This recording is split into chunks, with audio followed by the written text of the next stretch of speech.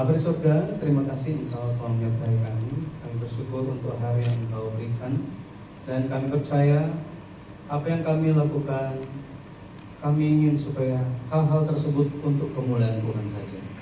Karena kami hidup untuk Engkau dan kami rindu supaya kehendak-Mu yang baik digenapi lewat masing-masing kami dan anggota keluarga kami.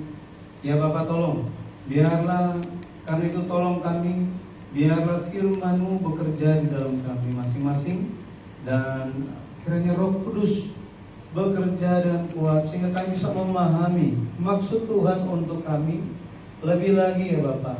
Dengan kuasa firman-Mu, dengan kuasa Roh Kudus-Mu, kami pun bisa menjalani hari-hari pengembaraan kami di bumi sambil kami menjalankan kehidupan yang memuliakan nama Tuhan.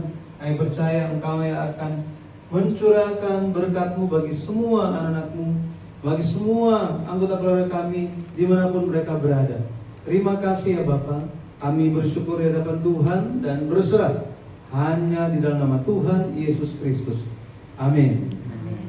Baik, hari ini kita akan belajar bersama-sama dengan tema Hari Raya Paskah dan Roti Tidak Beragi. Hari Raya Paskah dan Roti Tidak Beragi. Mungkin ada yang berpikir begini, sekarang sudah bulan Oktober, kok membahas Paskah yang sudah bulan April? Gitu ya. Tetapi kita perlu ingat bahwa tentang Yesus Kristus, tentang pengorbanan di salib, itu harus kita renungkan di setiap hari kehidupan kita ya. Dengan demikian kita akan ingat. Banyak orang jadi lupa, tetapi kita perlu ingat. Dengan demikian iman kita diteguhkan. Amin. Amin. Ketika Yesus datang 2000 tahun yang lalu, Yesus berkata begini. Ketika murid-murid tanya, "Oh, akhir zaman bagaimana? Tuhan kalau datang kembali itu akan seperti apa? Kapan waktunya dan lain-lain?" Mereka ingin tahu tentang hari akhir. Tetapi Yesus dari antara banyak pengajarannya tentang akhir zaman, Yesus bilang begini. Ketika anak manusia itu datang kembali, adakah ia mendapati iman di bumi? Artinya apa? Artinya ketika Tuhan datang, yang punya iman akan sangat sedikit. Makanya lewat pelajaran ini mari kita merenungkan kembali kehidupan iman kita. Baik, kita baca firman Tuhan terlebih dahulu di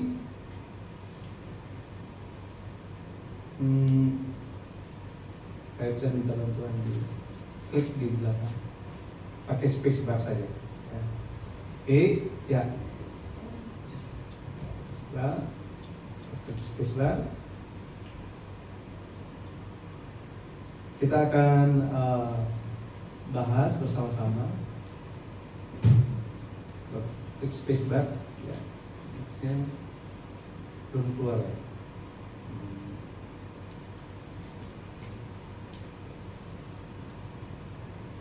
Oke, ini pelajarannya berdasarkan buku seri yang ke-8, seri sejarah perebusan yang ditulis oleh pendeta Senior Abraham Park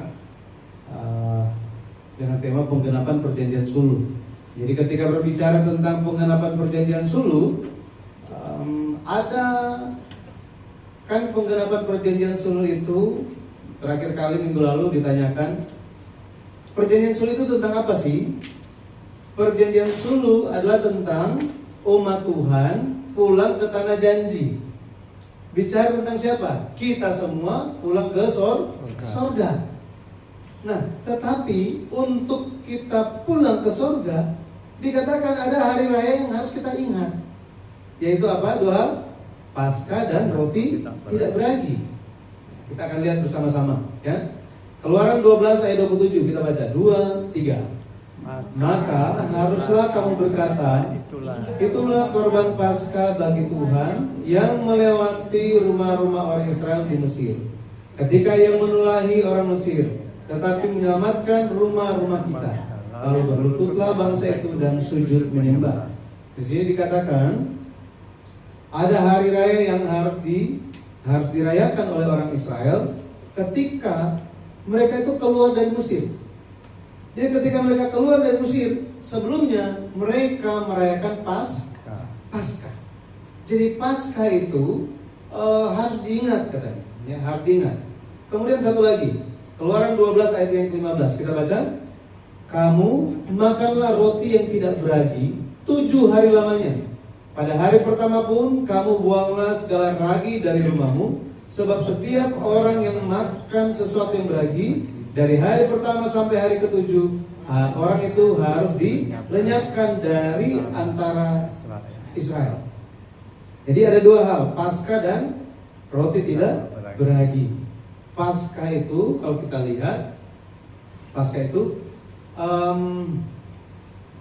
sebelum kita lihat tentang Paskah ya, orang Israel ketika mereka dibebaskan dari perbudakan Mesir, tujuan Allah membebaskan mereka adalah supaya mereka beribadah di hadapan Tuhan.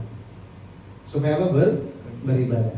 Hari ini kita terima Yesus sebagai juru selamat, kita dibebaskan dari dosa dan kejahatan, dosa dan maut. Berarti ada tujuan Tuhan. Lewat kita percaya Yesus, berarti tugas kita adalah untuk apa? Beribadah. Kehidupan kita tujuannya beribadah. Makanya beribadah, kita harus ingat, itu adalah kewajiban dari anak sulung Allah. Kita semua anak sulung Allah. Amin. Berarti ada kewajiban dari kita. Masih ingat Esau dan Yakub? Ya. Esau dan Yakub, kalau kita ingat, Esau ingin sekali berkatnya. Berkat anak sulung dia ingin sekali. Tetapi ketika dituntut kewajibannya, apakah dia mau lakukan? Dia tidak mau. Hanya mau berkatnya, tetapi kewajibannya nggak mau. Hari ini pun Tuhan menanyakan hal yang sama. Apakah kita anak sulung Tuhan? Amin. Maka Tuhan bilang apa? Harus beribadah di hadapan Tuhan. Ya? Nah, jadi kalau kita lihat tujuan lainnya dari Exodus, jadi ada tujuan lainnya. Adalah apa? Supaya umat Tuhan merayakan hari raya. Merayakan apa? Hari raya. Buat apa hari raya itu? Untuk ingat dan bersyukur. Makanya kita Paskah, kita ada hari raya kita jaga kan? Natal, ya. Hal-hal itu kita jaga untuk ingat dan bersyukur. Bersyukur karena apa? Tuhan menyelamatkan kita. Ini yang harus kita ingat. Maka berbicara mengenai Paskah, Paskah itu diadakan pada tanggal 14 bulan pertama. Nama bulan pertama orang Yahudi itu bulan apa? Abib katanya. Ya, nanti kita akan belajar bulan-bulan ya, bulan-bulan atau kalender orang Yahudi. Tetapi Paskah ini dirayakan dalam kalender Yahudi itu tanggal 14 bulan yang pertama atau bulan Abib. Berbicara mengenai Paskah, jadi Paskah itu dirayakan, Tuhan suruh mereka rayakan untuk ingat bahwa apa? Tuhan telah membebaskan kita dari Mesir. Paskah untuk ingat apa? Kita dibebaskan dari perbudakan Mesir. Makanya orang Israel harus ingat secara turun-temurun. Artinya yang harus mengingat bukan cuma orang tua, tetapi turunannya juga harus menjaganya. Harus menjaganya. Makanya mengenai Paskah, ya mengenai Paskah ini, kalau kita lihat apa makna mendalamnya, ya, makna mendalam dari Paskah itu apa? Keluaran 12 ayat 27 tadi kita baca, dikatakan itulah korban Paskah bagi Tuhan yang melewati rumah-rumah orang Israel di Mesir. Katanya apa? Ketika Tuhan itu melewati, katanya melewati. Artinya apa? Melewati ini dalam bahasa Ibrani-nya adalah Pesah. Pesah. Sekarang kita kenal namanya Paskah. Itu. Jadi Paskah, Pesah artinya apa? Melewati. Sekarang apa yang melewati? Ya kan? Apa yang melewati rumah orang Israel? Ingat, tulah terakhir yang Tuhan turunkan di Mesir itu tulah apa? Kematian anak sulung. Jadi di setiap rumah itu malaikat Tuhan datangi. Dan jika ada anak sulung di rumah itu, mau itu dia masih bayi, dia anak yang pertama, pasti mati. Orang dewasa, meskipun lansia sekalipun, jika lansia itu anak sulung, maka dia akan apa? Mati. Terus ada hewan peliharaan, ternyata apa? Loh, kok ini mati? Lagi sehat-sehat dia mati. Karena apa? Hewan itu lahir yang pertama. Jadi yang sulung, baik itu manusia dan binatang, ketika malaikat Tuhan datang ke Mesir, semua akan mati. Kecuali apa? Ya kan? Kecuali apa? Kecuali orang Israel? Kecuali rumah yang ada apa? Di tiang kanan tiang kiri ada darah anak domba, dan bagian ambang atasnya ada darah domba. Jadi Tuhan hanya lihat apa? Ketika dia datang rumah ini, wah, nggak ada darah domba. Akhirnya apa? Mati. Ada kematian di rumah itu, anak sulungnya. Terus dia lihat lagi, rumah ini ada darah anak domba. Dia apa? Dia Paskah. Ya, malaikatnya apa? Paskah, melewati. Upah dosa adalah apa? Maut. Kita semua siapa yang nggak berbuat dosa? Anak kecil sekalipun nggak pernah diajarkan, tiba-tiba dia lihat mainan temannya, dia langsung ambil. Apakah ada orang tua yang ajarin? Nggak ada. Tetapi anak kecil begitu kan? Kenapa? Karena dosa sudah ada di dalam seluruh umat manusia. Jadi orang yang berdosa semua harus mati. Harusnya pergi ke neraka. Tetapi bagi mereka yang ada darah anak domba, mereka tidak akan mati, melainkan pergi ke surga. Haleluya. Itu sebabnya betapa berharganya, betapa bersyukurnya ketika kita percaya Yesus sebagai juru selamat. Amin. Sangat berharga. Itulah berkat yang luar biasa. Berkat yang luar biasa. Jadi Tuhan melewati, tidak akan ada maut, ya. Berbicara mengenai merayakan Paskah, orang Yahudi, ya, mereka menyembelih anak domba, oleskan darah anak domba itu di kedua tiang pintu dan ambang atas. Dan peristiwa ini harus diingat. Peristiwa penebusan, adanya penebusan dari kematian, itu harus diingat. Paskah itu harus diingat. Makanya hari ini kita ingat siapa? Ingat Yesus yang mati di atas kayu salib. Untuk siapa? Untuk kita, untuk anggota keluarga kita, untuk turunan kita.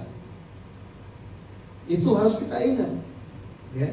Saudara pernah bertemu dengan orang yang nggak pernah ingat kebaikan yang telah diberikan? Senang nggak ketemu? Iya kan? Misalnya gitu kan? Jadi setiap kali ketemu selalu traktir makan. Tetapi udah 10 tahun ditraktir makan, satu kali pun dia nggak pernah traktir. Gimana coba? Ya, kadang-kadang muncul kesel ya, seperti itu. Tapi ya masih nggak apa-apa lah. Tiba-tiba dia apa ya, menjelek-jelekan kita. Bagaimana coba? Bisa bayangkan bagaimana perasaan Yesus. Yesus datang, dia lakukan kebaikan untuk orang-orang. Dia sembuhkan orang, usir setan-setan, iya kan?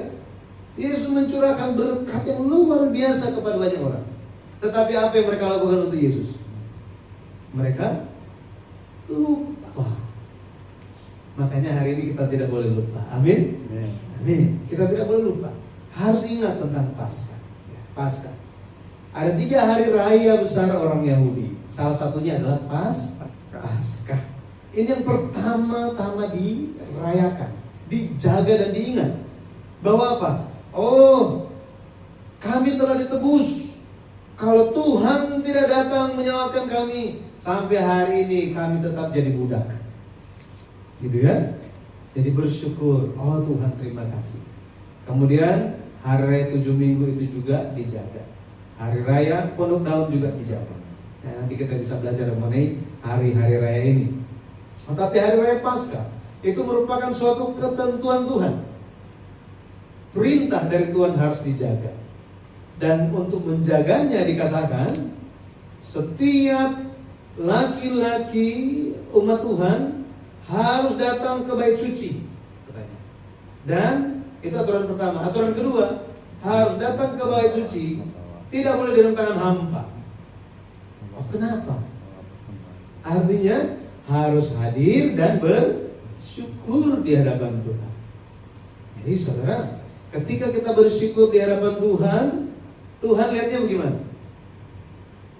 Contohnya, ya, anak-anak kita, turunan-turunan kita, setiap datang ketemu dengan kita, orang tua selalu bilang apa? Terima kasih Oma, terima kasih Opa, terima kasih Mama, terima kasih Papa. Artinya apa? Artinya mereka tidak lupa orang tuanya. Benar kan? Ya, mereka tidak lupa orang tuanya. Mereka berterima kasih. Karena apa? Karena ada orang tua, maka saya ada. Pendeta senior ya, di dalam buku yang ke-7 membahas tentang 10 perintah. Perintah yang kelima itu adalah hal menghormati orang tua. Jadi syukur dari sebagai seorang anak, meskipun orang tua itu seperti apapun orang tua, ya, mau seperti apapun orang tua itu, kadang-kadang dalam keluarga, aduh orang tua saya juga nggak tahu dia di mana. Ada seperti itu kan? Nggak tanggung jawab. Aduh karakternya seperti ini. Tetapi kalau kita lihat, mungkin keadaan seperti itu sangat sulit untuk bersyukur. Benar kan? Mau bersyukur apa? Tetapi Tuhan mengajarkan kita bersyukur untuk satu hal. Karena ada orang tua, maka kita ada di bumi. Harus seperti itu, ya. Lebih lagi kita harus bersyukur karena ada Tuhan, maka kita ada, ya. Jadi betapa pentingnya kita bersyukur di hadapan Tuhan. Bagaimana proses Paskah ini? Orang Israel pada hari yang ke-10 bulan pertama atau bulan Abib, anak domba itu dipersiapkan. Keluaran 12 ayat 3. 4 hari mereka periksa. Hari pertama diperiksa, hari kedua, hari ketiga, ya, diperiksa semuanya selama 4 hari. Pada hari yang ke-14, anak domba itu disembelih pada waktu senja, katanya. Senja di sini bicara antara jam 3 sore sampai jam 6 sore. Yesus menggenapinya. Yesus adalah anak domba Paskah. Yesuslah anak domba Paskah. Yohanes 1 ayat 29 di situ dikatakan Yesus anak domba Paskah. Maka Yesus, apakah dia menggenapi? Bagaimana dia menggenapinya? Yesus, dia mati di atas kayu salib jam berapa? 3 sore. Jam 3 sore katanya. Jam 3 sore Yesus mati. Yesus menggenapkan semuanya. Yesuslah anak domba Paskah. Makanya ketika darah Yesus ada dalam kita, Allah melihat kita, maka Allah tidak akan menghukum kita. Allah tidak akan izinkan maut mendatangi kita, tetapi Allah akan berikan kita hidup kekal. Haleluya. Maka kalau kita lihat Yesus sangat berharga. Yesus sangat berharga. Pada waktu tengah malam, jadi setelah mereka merayakan Paskah, tanggal berapa? Tanggal 14, ya. Tanggal 14 mereka merayakan Paskah. Kemudian di hari antara jam 3 sampai jam 6 sore mereka potong domba Paskahnya. Setelah itu apa? Setelah potong domba Paskah udah selesai, apa yang perlu dilakukan? Ambil darahnya, kemudian dioleskan di tiang pintu sama ambang atas pintu. Nah, setelah lakukan itu, malamnya mereka keluar dari Mesir. Tetapi ketika mereka keluar dari Mesir, apa yang terjadi? Allah membunuh seluruh anak sulung Mesir. Kenapa? Ya, ada ketika saya mengajari dalam kelas yang hari Jumat malam, ada yang bertanya begini, Allah kan Allah Maha Kasih, kok Allah bunuh anak sulung Mesir? Katanya Allah Maha Kasih, gimana sih? Kok bentrok? Allah Maha Kasih, Allah bunuh anak sulung Mesir. Nah, kalau kita hanya dengar sekilas, sepertinya masuk akal kan? Tetapi kita harus ingat bahwa apa? Sekarang coba tempatkan kita semua jadi orang Israel.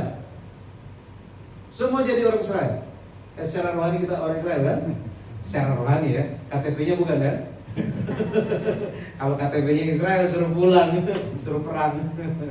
Nah, coba kita tempatkan kita sebagai orang Israel waktu itu. Pernah terjadi bahwa apa? Satu generasi orang Israel laki-laki itu habis semuanya. Gara-gara apa? Gara-gara Firaun Mesir membunuh semua anak laki-laki, bayi laki-laki yang lahir dari rumah orang Israel. Benar kan? Firaun lakukan itu kan? Apakah ketika anggota keluarga kita, cucu kita misalnya, baru lahir, laki-laki pula, terus ada keluar, oke, di satu malam ini semua yang, gimana coba? Kita akan sembunyikan kan? Tapi misalnya kedapatan, akhirnya dikorbankan, ada yang bersuka cita? Sangat sedih, iya kan? Sangat sakit hati, betul kan? Jadi sangat sedih semuanya. Tuhan tidak lupa. Nah ini, Tuhan balaskan itu. Kejahatan dari orang Mesir itu dibalaskan oleh Tuhan. Dengan apa? 10 tulah. Khususnya tulah yang ke-10. Tuhan apa? Balaskan. Tuhan balaskan. Kenapa? Tulah pertama air menjadi darah. Nah, kenapa coba? Dan kenapa air menjadi darah? Dimulainya itu di Sungai Nil. Bayi-bayi dibuang. Karena bayi-bayi orang Ibrani itu dilemparkan ke Sungai Mesir. Tuhan tidak lupa mengenai hal itu. Bayangkan kalau misalnya satu keluarga itu ada bayinya, cucunya itu dilemparkan ke Sungai Mesir dan meninggal. Setiap kali lewat sungai itu akan apa? Akan ketawa-ketawa. Pasti sedih sekali kan? Tuhan ingat itu semua.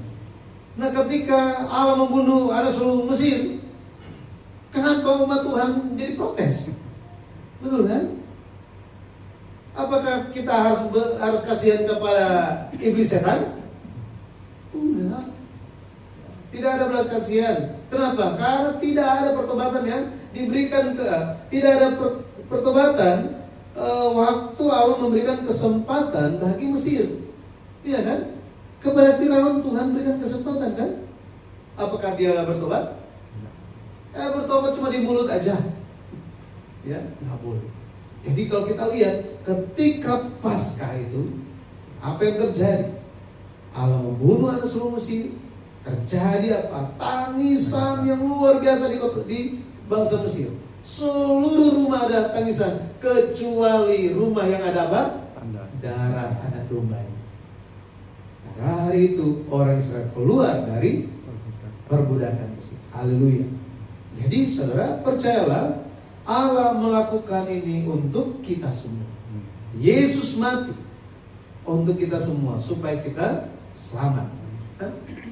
Jadi pekerjaan penebusan dari Allah itu terjadinya di malam hari. Kenapa ekspresinya itu malam hari? Karena malam hari biasanya gelap. Malam hari itu menunjuk kepada waktu situasi dosa dan kejahatan itu meliputi bumi. Tetapi malam itu pun Tuhan berjaga-jaga. Tuhan berjaga-jaga. Artinya apa? Tuhan menjaga supaya umat Israel, umat Tuhan itu bisa keluar dari Mesir. Suatu hari nanti akan datang ketika apa? Kita semua harus keluar dari dunia ini. Dunia yang telah jatuh dengan dosa dan kejahatan. Makanya buat apa kita ada kesempatan-kesempatan yang berharga untuk dengar firman Tuhan, untuk beribadah, untuk berdoa, untuk baca Alkitab, okay? Ini merupakan kesempatan bagi kita untuk menabung firman dan berjaga-jaga. Berjaga-jaga. Karena dikatakan ada 5 gadis bijaksana, ada 5 gadis yang bodoh kan? 5 gadis yang tidak bijaksana. Yang membedakan mereka apa? Yang bijaksana berjaga-jaga, yang tidak bijaksana dia nggak peduli. Ya. Oh Tuhan datang, ya yang penting Tuhan datang, oke lah. Oh saya sudah oke lah, iman saya sudah cukup kok. Rasul Paulus bilang apa?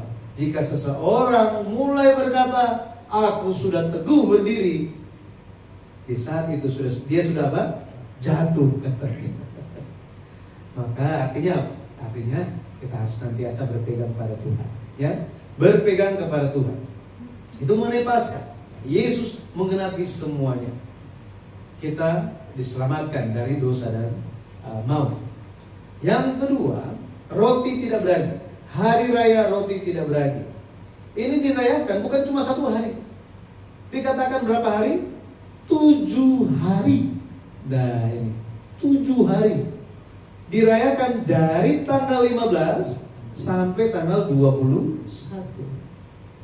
Jadi setelah hari Paskah, keesokan harinya 7 hari ke depan sampai tanggal 21 itu hari raya roti tidak beragi.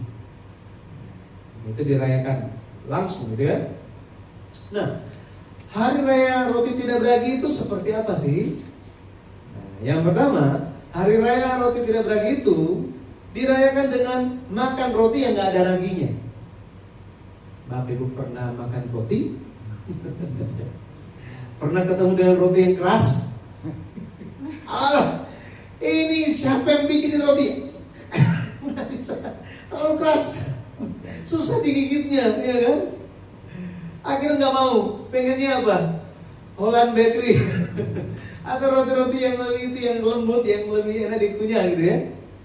Tetapi di sini dikatakan Tuhan perintahkan untuk makan roti yang tidak dicampur dengan ragi. Nggak dicampur katanya, ya. Kita lihat Keluaran 12 ayat 15 dikatakan, kamu makanlah roti yang tidak beragi. Berapa hari? 7 hari lamanya. Pada hari pertama pun kamu buanglah segala ragi dari rumahmu. Sebab setiap orang yang makan sesuatu yang beragi dari hari pertama sampai hari ke-7, orang itu harus dilenyapkan dari antara Israel. Kira-kira yang muncul pertanyaan di sini apa ya? Kita harus tanya apa ya? Kalau misalnya saya makan roti yang ada raginya, gimana? Nggak sengaja. Katanya harus apa? Harus dilenyapkan. Akhirnya kita tanya, kenapa begitu seriusnya Tuhan tentang hari raya ini? Betul kan? Paskah, kalau nggak ada darah, kalau nggak ada darah dan domba, akan apa? Mati. Tapi kalau misalnya bukan anak sulung, berarti kan aman kan? Siapa di sini yang anak sulung? Ada anak sulung? 1, 2, ayo Pak, ngaku aja Pak, gitu kan? Ya, berarti kita yang lainnya aman-aman aja kan? Aman lah kita, kan cuma anak sulung aja. Masih ada saya, ya kan? Saya anak yang kedua. Kalau anak yang pertama nggak ada, berarti kan saya jadi sulung nantinya. Lah, apakah ada yang mau jadi anak sulung waktu itu? Nggak ada yang mau. Tapi kalau nggak ada darah domba, tidak ada Yesus Kristus, apa katanya? Akan mati, gitu ya. Tetapi 7 hari berikutnya, kalau kita lihat dari tanggal 15 sampai 21, kalau kita ada ragi di rumah kita, maka kita akan kena hukuman. Lebih lagi kalau kita makan roti yang ada raginya, waduh, taruhannya apa? Nyawa. Muncul pertanyaan kan, Tuhan, kenapa begitu seriusnya ragi ini? Iya kan? Apa maksudnya? Nah, kalau kita nggak mengerti ini, pada akhirnya bagaimana? Ada 2 respon. Yang pertama, Tuhan banyak sekali aturan. Ya, saya nggak mau lagi, gitu kan? Atau yang kedua apa? Yang kedua, boleh usaha apapun, yang penting jangan roti. Iya kan? Nggak boleh usaha roti kan? Ya, padahal kita hobi makan roti. Saya suka makan roti lagi. Bahaya kan? Dan saya suka roti yang ada raginya. Gimana coba? Jadi apa maksudnya? Kita harus menemukan makna rohaninya. Ya, makna rohaninya apa? Roti tidak beragi dalam bahasa Ibrani adalah masa. Bahasa Yunaninya adalah azimos. Ya, azimos. Ini menunjuk kepada roti yang seperti apa sih? Ini roti yang tipis dan lebar. Nggak ada campuran ragi, artinya nggak mengembang. Ya. Nah, itu yang salah satu khasnya di Malang itu apa? Blunder, apa? Blunder. Blunder tanpa ragi gimana rasanya? Nggak laku. Benar kan? Tapi dia katakan ini roti tipis dan lebar, nggak ada campuran raginya. Dan biasa roti ini dimakan saat darurat, lagi cepet-cepet, lagi ingin berpergian, nggak sempet. Kenapa? Karena kalau bikin ini yang ada raginya, apakah harus bisa cepet-cepet? Nggak bisa, mesti tutupin dulu dan apa, tungguin gitu sampai dia mengembang dulu kan. Saya pernah lihat mami saya bikin roti gitu kan, nunggunya lama. Jadi harus apa? Kalau roti tidak beragi itu dimakan saat darurat, cepet-cepet. Dan ini sering dikatakan sebagai roti penderitaan katanya. Roti penderitaan. Dan ini digunakan sebagai korban sajian di kemah suci. Ya. Ini roti tidak beragi. Roti tidak beragi. Tetapi apa makna rohaninya? Yesus menjelaskannya bagi kita. Ya, yang pertama, ragi menunjuk kepada pengajaran yang salah. Pengajaran yang apa? Pengajaran yang salah katanya. Ya? Yesus bicara, dia berkata di Matius 16 ayat 12. Dia katakan apa? Ya. Kan Yesus bicara kepada murid-muridnya, hati-hati dan waspada, berjaga-jaga terhadap ragi orang Farisi dan Saduki. Murid-murid pas dengar itu, loh, orang Farisi, orang Saduki kayaknya mereka bukan roti. Tapi kok suruh berjaga-jaga, nggak mengerti mereka. Tapi ketika Yesus jelaskan, dikatakan ayat 12, ketika itu barulah mereka mengerti bahwa bukan maksudnya supaya mereka waspada terhadap ragi roti, melainkan terhadap ajaran orang Farisi dan Saduki. Nah, ajaran mereka itu seperti apa sih? Ya, kalau kita lihat ajaran mereka itu melebih-lebihkan. Ragi itu mengembangkan. Jadi bukan itu yang Tuhan maksud, tetapi dikembangkan, dibuat-buat sampai apa? Sampai yang bukan firman Tuhan pun mereka sampaikan itu adalah firman Tuhan. Contohnya ya, di dalam ajaran orang Yahudi itu seperti ini. Ada ajaran seperti ini. Harus memberikan, harus bertanggung jawab, harus menanggung kehidupan orang tua. Harus tanggung hidup siapa? Orang tua. Tetapi ada suatu ajaran dikatakan begini, jika kalian, ya, anak-anak itu sudah memberikan korban persembahan kepada Tuhan, ya, sudah memberikan persembahan ke hadapan Tuhan, maka boleh tidak melayani orang tua. Gitu. Ini sebenarnya merupakan suatu pemahaman yang dikembangkan sesuai dengan pikiran mereka.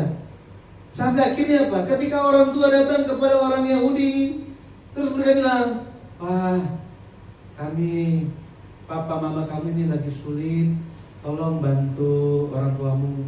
Anaknya akan bilang apa? "Oh, ma, pa, saya sudah kasih persembahan ke gereja. Saya sudah kasih persembahan ke bait suci. Jadi saya tidak ada kewajiban untuk tanggung mama dan papa." Senang nggak dengar yang seperti ini?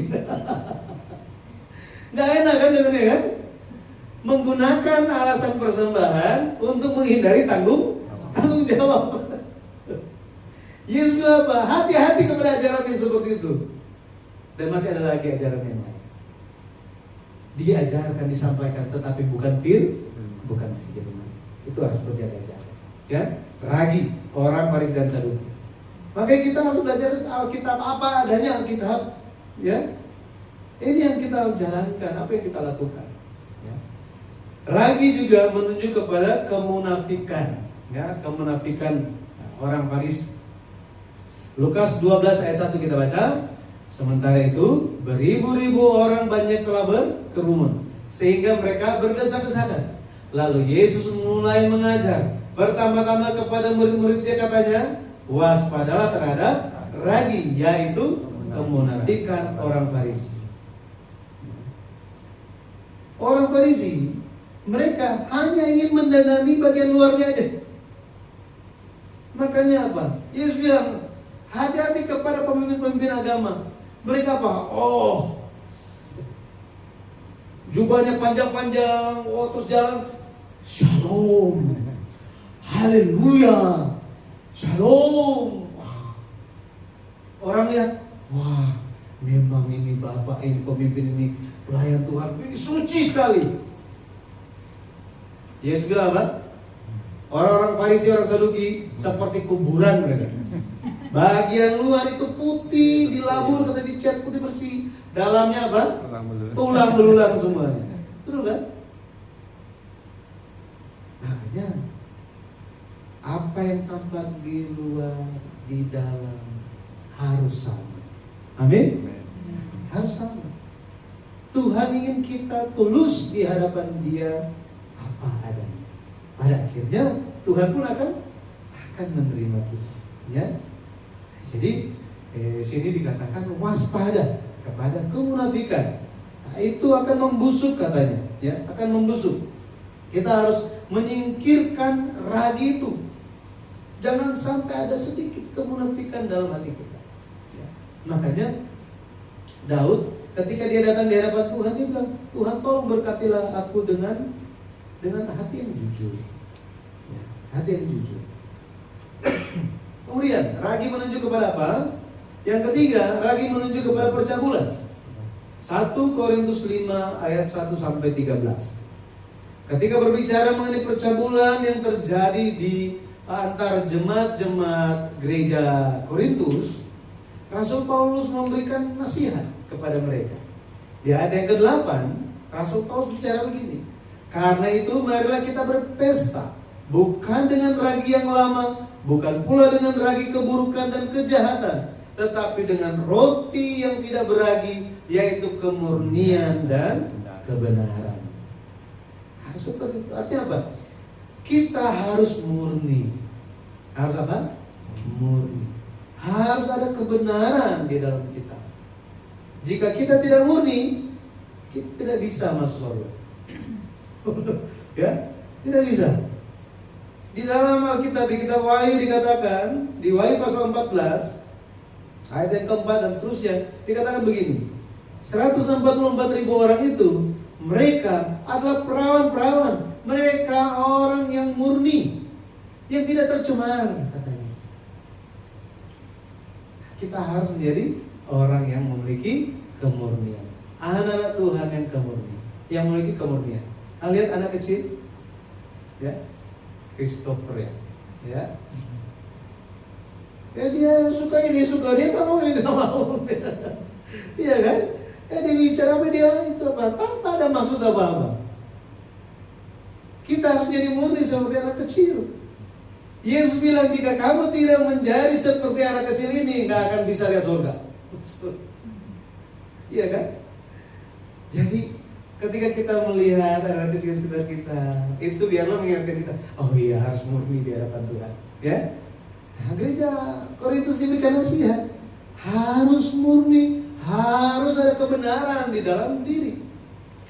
Nggak boleh ada ragi, ya, nggak boleh ada ragi. Maka kita bisa lihat hari raya roti tidak beragi itu bagaimana dijaganya.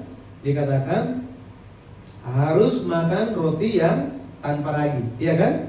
Yang kedua, harus dijaga. Hari raya roti tidak beragi ini harus dijaga berapa hari? 7 hari katanya. 7 hari lamanya harus dijaga. Maka dikatakan selama 7 hari tidak boleh makan roti yang ada raginya. Lebih spesifik lagi, tidak boleh ada ragi di dalam rumah. Di dalam rumah nggak boleh ada ragi. Ini mengajarkan kita bahwa apa? Jemaat kudus itu haruslah dibedakan dengan kudus. Harus bisa dibedakan. Nggak boleh tercampur. Bayangkan kalau misalnya Tuhan lihat kita, lihat orang yang datang ke gereja sama yang nggak datang ke gereja, kok sama saja?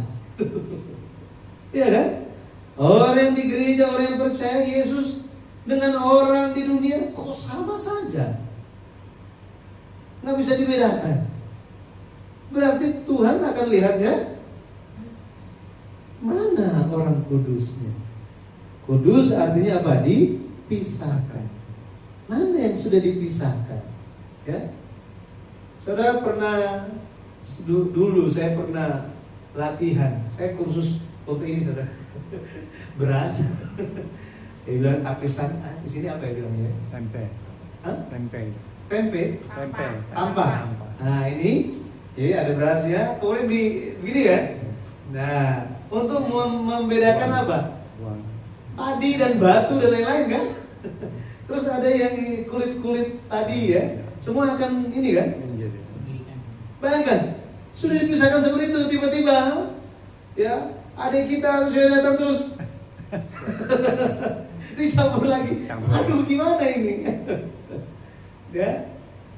Nah, kita pun benar-benar harus bisa dibedakan. Di hari akhir dikatakan malaikat-malaikat Tuhan akan datang dan memisahkan.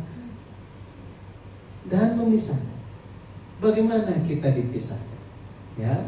Bagaimana kita dikuduskan? Harus menyingkirkan ragi katanya. 7 hari lamanya nggak boleh ada ragi. Keluaran 12 ayat 15 kita baca. Kamu makanlah roti yang tidak beragi 7 hari lamanya. Pada hari pertama pun kamu buanglah segala ragi dari rumahmu. Sebab setiap orang yang makan sesuatu yang beragi dari hari pertama sampai hari yang ke-7, orang itu harus dilenyapkan dari antara Israel. Harus dilenyapkan katanya. Jadi sangat serius aturan ini. Keluaran 13 ayat 7 dikatakan apa? Kita baca. Roti yang tidak beragi haruslah dimakan selama 7 hari itu. Sesuatu pun yang beragi tidak boleh dilihat padamu. Bahkan ragi tidak boleh dilihat matamu di seluruh daerahmu. Artinya apa? Bukan cuma roti yang tidak beragi, raginya, bahannya pun nggak boleh ada. Nggak boleh ada. Kalau kita lihat orang Yahudi, mereka ada kebiasaan sebelum hari Paskah. Ada kebiasaan sebelum hari Paskah. Jadi 7 hari sebelumnya mereka sudah apa? Singkirkan itu. Singkirkan ragi. Misalnya ada di mana ragi, disingkirkan semuanya, dibawa, dikumpulkan, dibakar raginya. Ya, selama 7 hari dan memuncak 1 hari sebelum Paskah. Jadi sampai hari ke-13, gitu ya. Kan tanggal 14 Paskah. Jadi sampai tanggal 13. Berarti mereka mulai bersih-bersih sejak tanggal berapa? Pertama. 13 kurang 7. Iya kan? Benar kan? Jadi dari tanggal 6 mereka sudah mulai jaga-jaga. Sampai hari ke-13 sudah nggak ada lagi. Oh, harus diperiksa, iya kan? Disingkirkan semuanya. Kemudian mereka merayakan hari raya Paskah. Artinya apa? Kekudusan itu dimulai, dan pada hari ke-7 kekudusan itu memuncak. Sudah siap untuk apa? Masuk ke dalam hari raya Paskah. Setelah itu keesokan harinya sudah tidak ada ragi, tidak ada roti yang ada raginya lagi. Ya, seperti itu dijaganya. Nah, beberapa ajaran tentang hari raya roti tidak beragi. Yang pertama itu untuk mengingat pekerjaan penebusan dari Mesir. Ingat, ketika mereka keluar dari Mesir, meskipun sudah keluar dari Mesir, apakah kebiasaan mereka langsung berubah? Belum kan? Sifat-sifat Mesir itu masih melekat. Kapan itu hilang semuanya? Sifat-sifat Mesir ketika tiba di Gilgal. Bayangkan, di Gilgal. Gilgal artinya celah Mesir telah digulingkan dari orang Israel. Ya. Gilgal artinya telah digulingkan. Ya, itu arti Gilgal. Tetapi Tuhan bilang apa? Di Gilgal ini aku telah menggulingkan, telah menyingkirkan semua aib Mesir daripada kamu. Artinya apa? Sifat-sifat Mesir di Gilgal sudah gak ada lagi. Pertanyaannya, dari Gilgal ini, ya, sebelum Gilgal ini, orang Israel keluar dari Mesir itu kapan? Sudah berapa waktu sebelumnya? 40 tahun. Artinya apa? Ternyata 40 tahun itu sifat-sifat Mesir, ragi Mesir itu masih melekat. Makanya kenapa disuruh untuk apa? Untuk menjaga hari raya roti tidak beragi, supaya mereka menyingkirkan semua ajaran-ajaran Mesir, kebiasaan Mesir. Tetapi karena mereka selalu lupa, makanya mereka jatuh dalam dosa penyembahan berhala. Berhala lembu emas. Nah, mereka tahu dari mana itu? Dari Mesir. Bersungut-sungut. Mereka tahu dari mana itu? Dari Mesir semuanya. Karena orang Mesir seperti itu, tidak bersyukur dan lain sebagainya. Ya, nggak mau beribadah, itu sifat orang Mesir. Nggak mau setia, itu sifat orang Mesir. Makanya mereka harus menjaga hari raya roti tidak beragi untuk ingat pekerjaan penebusan dari Mesir, jaga hari raya, ya, sambil bersyukur untuk ingat bahwa apa? Keselamatan itu datang dari Tuhan. Saya ada karena Tuhan. Harus dijaga, dan sambil makan roti tidak beragi. Ini semua harus dilaksanakan, ya. Oke. Pada akhirnya kalau kita lihat apa yang dimaksud, apa yang menjadi pelajarannya bagi kita hari ini adalah begini. Setelah Paskah langsung merayakan roti tidak beragi selama 7 hari. Maksudnya apa buat kita? Benar ya? Setelah Paskah kok otomatis langsung menjaga hari raya roti tidak beragi selama 7 hari. Maksudnya begitu. Untuk kita maknanya apa? Setelah kita ditebus dari dosa dan kejahatan, kita harus menguduskan diri kita dengan sempurna. Angka 7 berarti sempurna. Setelah kita ditebus, kita menjaga kekudusan kita dengan sempurna, barulah kita apa? Baru kita diakui oleh Tuhan. Setelah kita percaya Yesus, amin. Apakah selesai? Enggak selesai. Harus apa? Maju terus, dikuduskan. Pada akhirnya kita bukan hanya sekedar orang percaya. Kita menjadi orang kudus.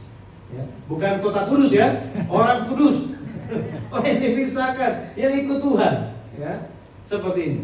Pada akhirnya Tuhan akan berkenan dan Tuhan akan memegang kita. Tuhan akan membimbing kita, seluruh anggota keluarga masuk ke dalam tanah janji. Amin. Amin. Amin. Kita baca ayat terakhir. Ini perbedaan orang yang percaya dan orang kudus. Banyak yang tidak tahu mengenai bedanya. Beda, saudara. Ya, beda. Kita baca 2 Tesalonika 1 ayat 10. Sama-sama. Apabila ia datang pada hari itu untuk dimuliakan di antara orang-orang kudusnya dan untuk dikagumi oleh semua orang yang percaya. Sebab kesaksian yang kami bawa kepadamu telah kamu percaya. Di sini dibagi menjadi dua. Ada orang-orang kudus, ada orang yang percaya. Orang kudus akan memuliakan Tuhan waktu dia kembali. Dan orang yang percaya akan ngapain? Akan mengagumi. Wow, Tuhan datang. Menyaksikan. Hanya menyaksikan, oh Tuhan datang. Tetapi orang kudus ngapain? Mereka panitianya. Nah, ini panitia kedatangan Tuhan. Artinya apa? Mempersiapkan. Yang lain cuma apa? Tuhan sudah datang belum? Belum. Sudah datang belum? Belum. Ya. Di sini dibedakan. Siapa yang tertidur? Sambil tunggu Tuhan, siapa yang tertidur? Siapa yang berjaga-jaga? Udah ngantuk, tetap berjaga-jaga. Dan orang inilah yang dikatakan sebagai orang kudus. Mereka yang akan bangunkan dan akan menyatakan, mempelai pria datang, song-songlah dia. Kiranya kita semua bisa menjadi orang kudus, suara yang membangunkan kerohanian jiwa-jiwa yang tertidur di akhir zaman. Amin. Amin. Amin. Sampai di sini ada yang bertanya? Semoga bisa dipahami.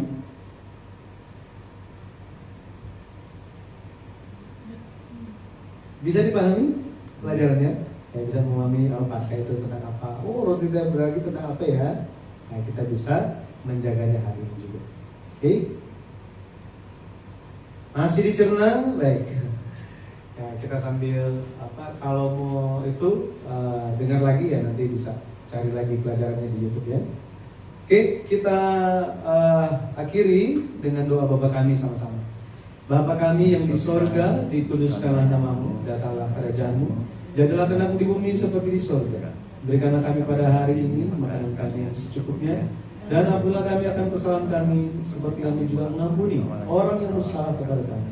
Dan janganlah membawa kami ke dalam pencobaan, tetapi lepaskanlah kami dari orang jahat.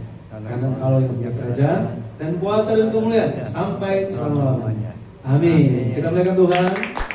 Terima kasih.